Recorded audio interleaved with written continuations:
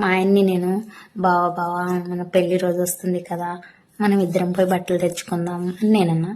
సరే తెచ్చుకుందాం పదా అన్నాడు. వెళ్ళినాం షాపింగ్కి. వెళ్ళేసరికి ఇక చీరలు చూస్తున్నా నేను.